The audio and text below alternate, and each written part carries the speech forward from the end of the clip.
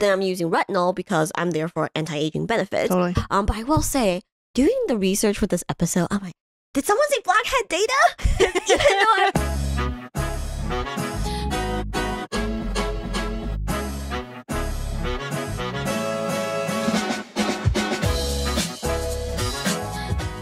All right, welcome back to the Chemist Confessions podcast. I'm Gloria. I'm Victoria.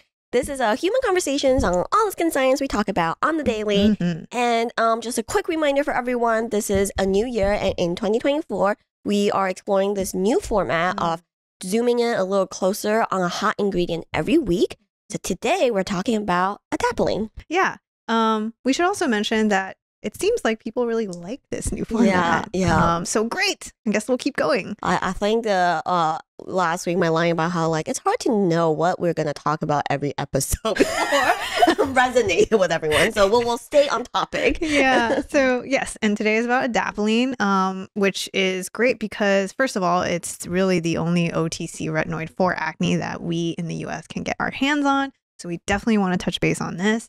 But first things first, how about a really mini Chemist Confessions update?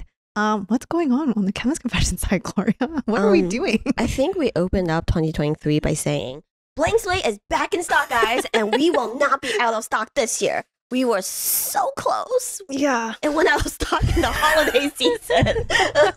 But good problem to have. But yeah, we definitely got a few messages inquiring very kindly about that. And yeah, it's back. It's back now, guys. Back. Yeah. So check it out.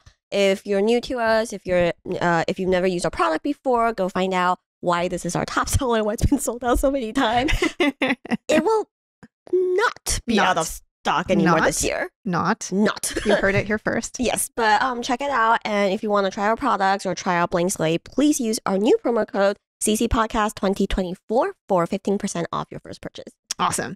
All right. Let's get into Adapalene. And first things first, we obviously have to do an intro on what the heck is even Adapalene.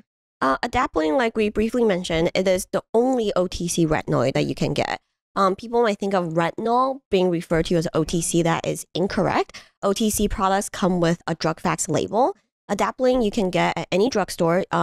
Probably the most common one is different. So you can buy it at a drugstore at 0.1%. And we should also mention, because someone did call out on us using acronyms, OTC means over the counter. Right. Thank you. Keep calling us out because sometimes we just keep going and we don't think about it too much. And our lovely video editor, AJ, will also put it in the banner here. Thanks, AJ. Thank you. All right. Yes. So it's actually really great that Adapalene is offered as an OTC. It has some really great data in terms of treatment for acne. All right, so one of the things to know is that Adapalene is often tested in combination with other existing acne treatments. So that's actives like benzoyl peroxide, BPO, and antibiotic clindamycin. And on top of that, it has a really interesting mechanism in terms of its retinoid receptor. So the theory is that because Adapalene is one of those special retinoids that does interact directly with your retinoid receptors, just like tretinoin, but it actually only interacts with more specific types of retinoid receptors, whereas tretinoin kind of gets them all. And what that means is the theory is that because of that, it's a more targeted acne treatment and it's especially good. And there's some studies that, so it can be even better for your comedonal acne, like your blackheads, your whiteheads. So I thought that was a really interesting mechanism behind Adapalene. Totally. Yeah. So on top of that, I think what's also interesting and something to keep in mind is Adapalene is what they call the third generation retinoid. This is because we know that retinoids inherently are unstable, and that is one of the benefits of Adapalene is tested and found to be more stable than tretinoin. And so I just think that's like an interesting note on that. Yeah, so that's why a lot of the drama or like no-nos you might hear about tret, like don't use it during the day, it might degrade in light, this and that.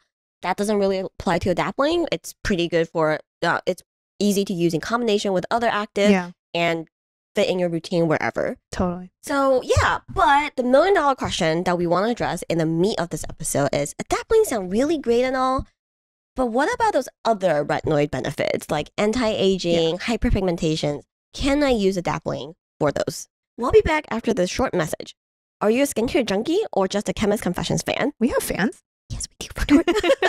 If you've been feeling like skincare needs a voice of the people, we agree. For the past 3 years, we've been recruiting passionate skincare users to join our product incubator and get their feedback on the latest and greatest we've been working on. Yeah. So far, we've had 4 very successful launches come from this initiative. So if you're interested in joining, care to share your skincare history with us, want to test our lab creations, and honestly just get a say in our final launches, please head to our website and look for our incubator page to sign up. We're excited to have you be part of the Chemist crew. Let's dive into the meat and the burning question of the episode. Can Adapalene be used for anti-aging just like tretinoin? And when we get this question, we're like, can be very complicated. Yes. I'm sure you guys are just looking for yes or no, but there's always more. You only get it after the explanation. Yes. So basically, we decide to do a deep dive into Adapalene. Yeah. And if there's one of the most indicative types of studies where we're looking for is, has it been benched directly with tretinoin? Like we mentioned in episode 1 of this season or of this year, tretinoin is the gold standard, the kind of the topical granddaddy that started it all. So we look at it for comparison, the comparative studies with tretinoin, and also if Adapalene has been looked at outside of acne at all. Yeah. And we'll be honest, in terms of the comparison of tretinoin, it's actually, there is some decent data, which is great for us. In fact, there's this one paper that Gloria found where they actually had subjects, they actually had 297 subjects test out with 0.1% Adapalene. So that's actually the concentration you can get at OTC level versus a 0.025% tretinoin, these retinoids once daily for 12 weeks. And in this study, they're actually treating for acne. I know we talked about anti-aging, but we did want to just share one of these, what we find to be a pretty solid comparison of the two. And through this, they tested for both looking at inflammatory and non-inflammatory lesions. This is important in acne because there's differences with inflammation can really aggravate and kind of almost worsen your acne breakouts. So that's a good thing to know. And they did find that both were found to be effective. And in fact, Adapalene was shown to be significantly more effective than tretinoin here. And another notable thing here was that there was less adverse events with Adapalene use versus tretinoin. So these are kind of the two takeaways at these concentrations. I love this paper because it talked about Adapalene at that OTC 0.1%. Yeah. So again, tretinoin is always prescription only. So if you want to try out different, just know that it's been benched against a 0.025% tretinoin. What's super exciting is there's actually a paper that does look at Adapalene bench directly against tretinoin in the realm of anti-aging. Yes. We love retinoids as a topic because they're pretty much a paper on almost any question you may have. So this is really great, and it's even a pretty long-term study. There's 128 women in the study, so about 60 some odd in each group. One group used 0.3% Adapalene, so now we're talking about prescription level Adapalene, benched against a 0.05% level of tretinoin. So this is two very common prescription levels for these two ingredients. And they used this for 24 weeks, which is twice as long as the first study. So that's fantastic. The conclusion from the study directly is just simply it's on par. But let's take a closer look at the results. First of all, I present these the creepiest clinical pictures in the history of clinical pictures. Victoria, describe to people who are not watching but just listening what these pictures look like. We should preface with clinical studies, when they share visual images, they will sometimes bar out the eyes just to give anonymity to some of these subjects. But the way they go about barring the eye, like blackening the eyes out, is like a very sometimes artistic approach. And what you see here are they have essentially put circles on each eyeball. And with no rhyme or reason or measurement, it seems like. So you've got dots here that aren't actually even aligned on the same level. They're not even leveled. And it's just, it's a horror picture. Yeah, it looks like they tasked some very disgruntled intern or entry-level employees that black out the eye. Like, okay. It's just rude. Yeah, and I feel like if I am a participant in the study, I would want to read that disclosure form much closer. Just, I don't want to look at myself turn into that. Like, holy crap. Like, if you saw your face in this published paper like this, I don't know, this is uncool. And, you know, she's wearing a hairnet, and I mean, it's just unfair. It's terrifying. Yeah. But I will say, the before and after picture definitely made us raise our brows. This before for other reasons aside from the terrifying. So in the picture, between visit 1 and visit 24, she is like a solid 3 shades darker. Like she will not be able to use the same foundation between week 0 and week 24. Completely. I think she must have gotten a spray tan or something, but it's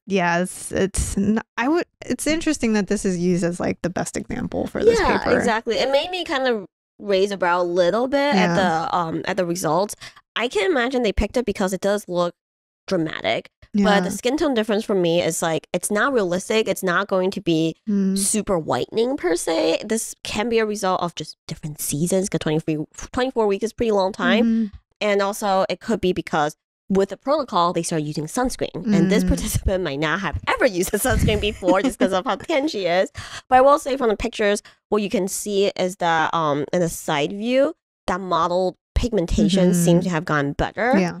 Her lines, in a way, actually look a little worse, like the forehead lines.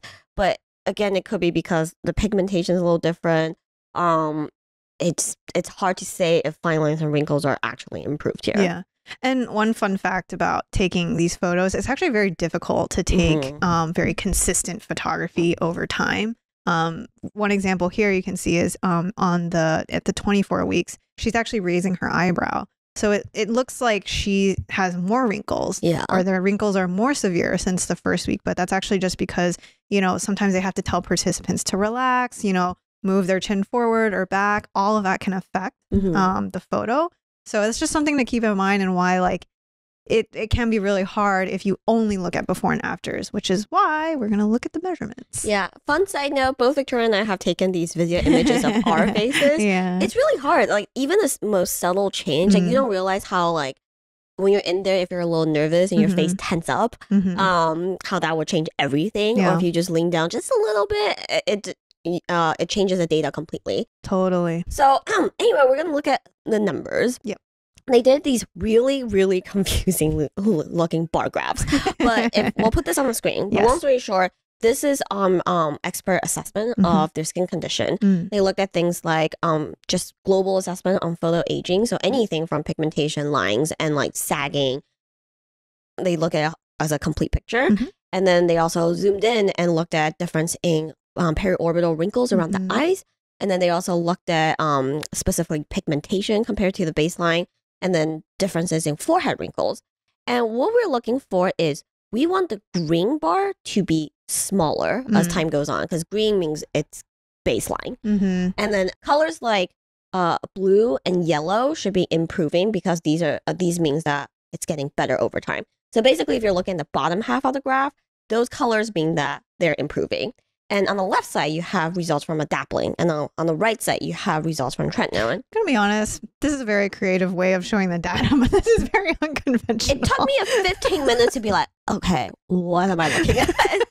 Yeah, it's just a rainbow bar. Okay. Yeah, but we will spare you of the details. We'll put the graphs up. You can squint at it with us if you would like. But long story short, Adapalene and tretinoin does seem to be trending the same direction, especially in the global assessment part.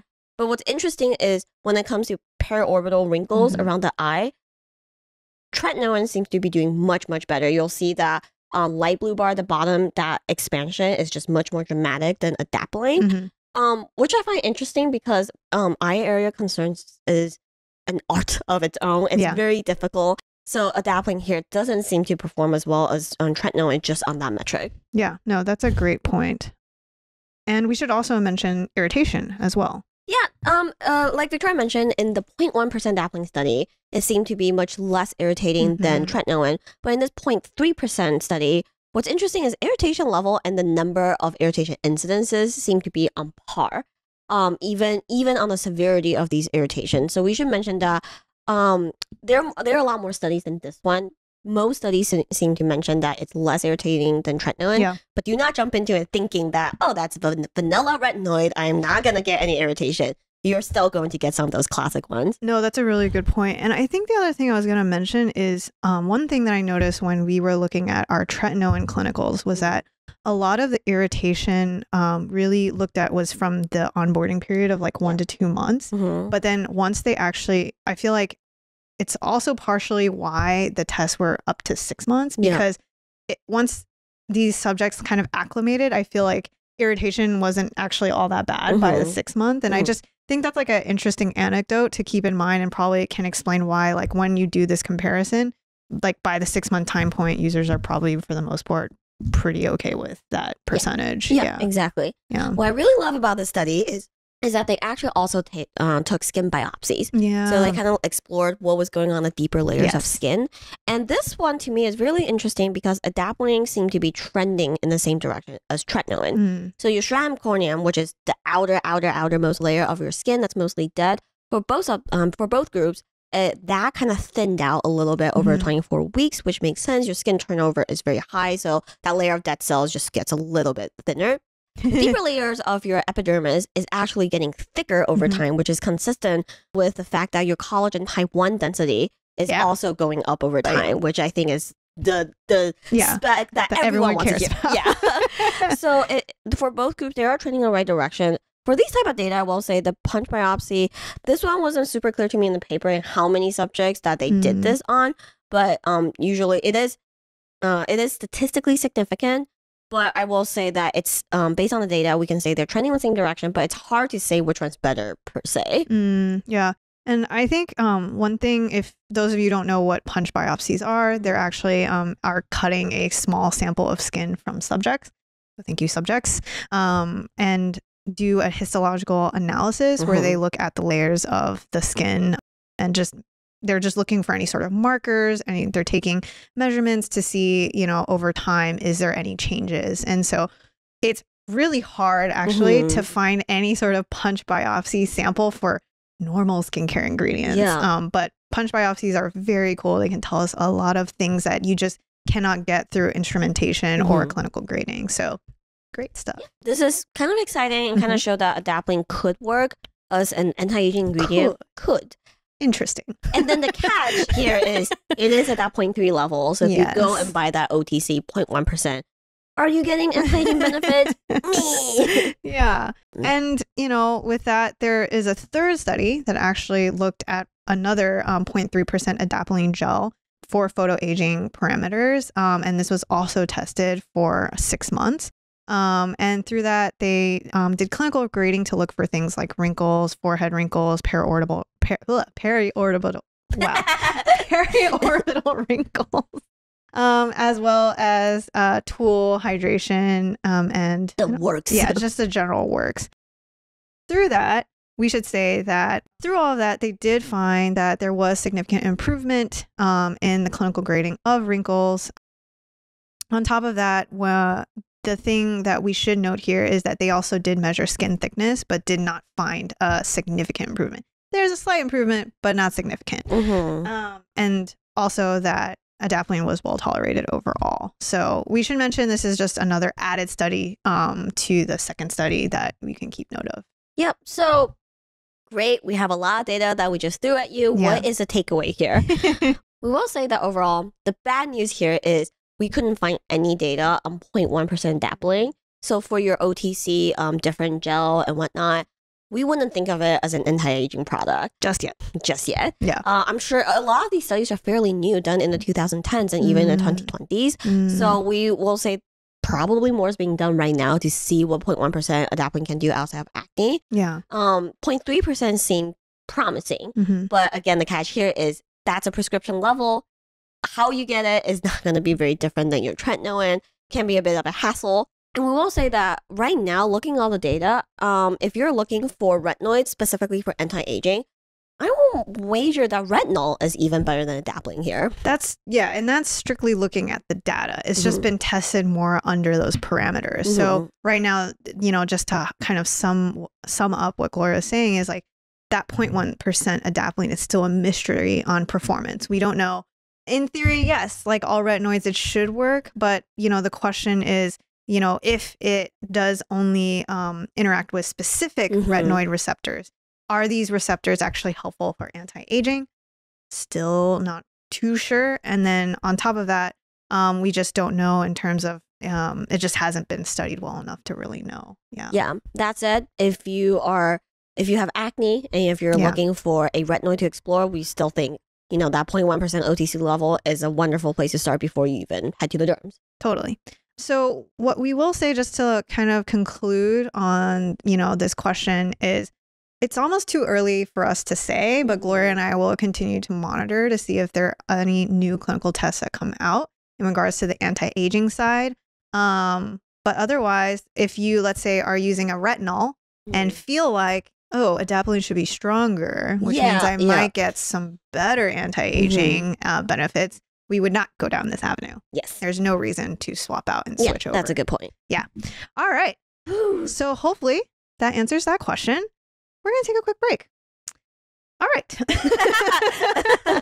In the meantime, instead of a Chemist Confessions plug, how about an animal fun fact? You thought I was going away, but no. We love our animal fun facts way too much. AJ wants us to get rid of this, and we will not. So, today's animal fun fact. Did you know platypus feed their babies via their fur? That's right. They don't have nipples. Milk oozes into the grooves of their skin, and babies will just lick at the fur. It doesn't sound very hygienic. It's not.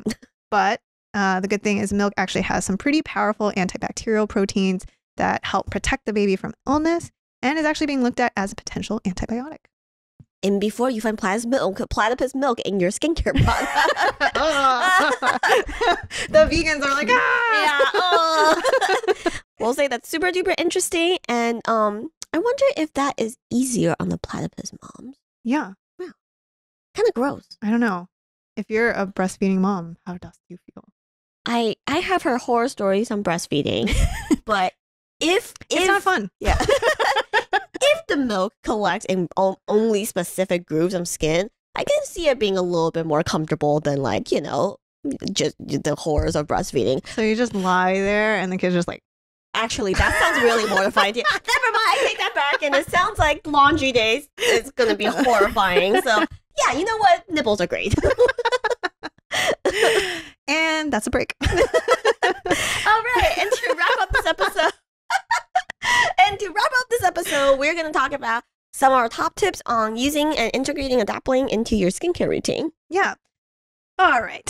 So OTC Adapalene, it typically comes in gel form. I think in prescriptions, you sometimes might find it as a cream as well. It's simply, so usually it's just a suspension in a gel base.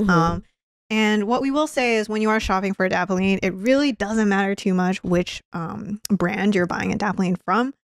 Probably just recommend whatever you can get a discount on. Yeah, difference probably the most common one. I believe La Roche-Posay has one with Adapalene. So Proactive, I think, has one. Yes, yes. And the reason why it doesn't quite matter is because as an OTC ingredient, it's been studied a lot. There are some rules to formulating with these products, and ultimately it's pretty stable. So most of these will do the job. In terms of how you're applying it, in what order, we actually would still recommend applying that soothing serum before you apply Adapalene. Adapalene, even though it's supposed to be more gentle than tretinoin, it doesn't mean you're not going to get side effects. Yeah, so, you're absolutely still going to get some shedding, redness, maybe stinging, depending on how your skin likes retinol. Exactly. So we recommend that as a tip, but ultimately it really doesn't matter too much what order you're applying Adapalene. If it comes first or after your serums, no big deal. But do apply it before any of those balms and moisturizers. Yeah. One thing that we would like to absolutely recommend is the combination with benzoyl peroxide for all you acne users out there. Yeah, benzoyl peroxide is a great combination to use with your retinoids in general. There's a drama with tretinoin saying that this combination isn't stable. Though new age tretinoin formulations have addressed this issue, with Adapalene you can rest even easier that this is not going to be an issue in terms of active stability. In addition, this combinations have been studied in conjunction, and they really just bring the best out of each other. Yes. Synergistic effects. If you're wondering what that means, it means 1 + 1 doesn't equal 2. It means equals 3 and 4 and added benefits here. And they've actually found they're even looking at it as scar prevention for acne as well. So we highly recommend if you are looking to build up your acne routine with this guy to consider trialing a BPO, benzoyl peroxide, and you don't need a lot of it. I think that's the biggest thing to remember about BPO is you do not need 10%. That is such a 90s thing that we all had to endure with our bleached clothes and sheets and towels, and we no longer need those kinds of concentrations. Look for a lower one to start. And we have to say this for every retinoid episode. Yep. Or just any skincare episode. Please definitely use this with sunscreen. Yeah. Use sunscreen on the daily, even when it's maybe cooler weathers. If you're going outside, it's just always a good idea. That is a no-brainer anti-aging thing to do. Yeah. And also it helps prevent sun damage from your lovely new retinized your new skin that's undergoing retinization. It just helps protect those new juicy cells and collagen. Totally. All right. And I should add, I have used Adapalene in the past. I've also used tretinoin as well. I will say I still had a little bit of a skin acclimation period when I started Adapalene with dryness and flaking. I didn't actually deal with redness, but I don't get red too often actually. And I will say that, you know, probably which one would I prefer? You know, in terms of acne, I think I've seen success with both. I find that 0.1% Adapalene is really great for managing acne. I would say, like, if I were dealing with severe breakouts, I probably would actually head to the derm and get the hard stuff. But in terms of general acne maintenance, breakout maintenance, I think 0.1 is great. Yeah, I have a hard time with retinoids, and I'm pretty dry, so I'm not very acne prone. So I've never felt the need to use Adapalene. If I'm using a retinoid, if I'm suffering through the first 2 weeks to a month of acclimation, then I'm using retinol because I'm there for anti-aging benefits. Totally. But I will say, doing the research for this episode, I'm like, did someone say blackhead data? Even though I have dry skin, sometimes my nose area gets that really gnarly, really difficult to get rid of blackhead, just complete pasture of strawberry seeds. Yeah. So for me, so visual. So for me, post-pregnancy, I would definitely I'll definitely try out Adapalene, and I will report back with findings on this podcast on how irritation was for me. Yeah, that's what I was going to say. I was like, the irritation factor, I'd be curious to know. Yeah, because I've definitely had really terrible experiences with retinol. This is a bit of a side note, but I've definitely used retinol and gotten a little too brave. Where during the acclimation period, I feel like using it every other day. I'm like, oh, I think that's fine. And I'll use it on back-to-back nights. And next day, I'm like, it burns. Water burns. My cleanser burns. Everything burns. Yeah. So yeah, we'll report back with findings there. Totally. So that wraps it up for our Adapalene focus. If you have any questions, where can they reach out to us, Gloria? You can find us on our website at chemistconfessions.com. You can always DM us your questions on Instagram at chemist.confessions. You can also comment directly below on this video, and we will see you guys next week. Yeah, what are we talking about next week? So the retinoid train will continue, and we have to wrap it up on our favorite cosmetic retinoid, Retinol. So, yes. I feel like there's just so many burning questions on retinol. I don't even know where to start. Yeah, our retinol focus episode last year did very well, but there's just more and more questions that came afterwards. So we'll do another closer look at that one. Yeah, but otherwise, thank you guys for listening. We will see you next time.